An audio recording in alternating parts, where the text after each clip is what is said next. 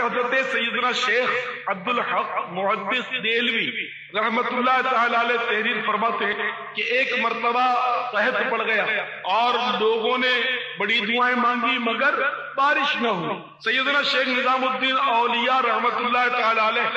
نے اپنی والدہ محترمہ کے دامن اقدس کا ایک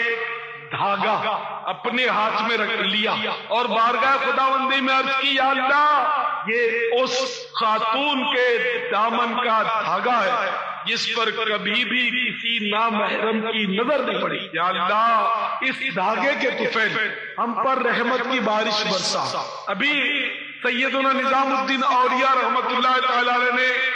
یہ جملہ کہا ہی تھا کہ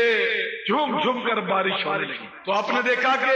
پردہ کرنے والی خاتون کی کتنی بڑی عظمت ہے اور جو بے پردگی کرتی ہے اس کے لیے کس قدر ہلاکت اور تباہی ہے۔ امیر اہل سنت کے دیگر بیانات سننے کے لیے www.ilyasqadri.com وزٹ کیجیے۔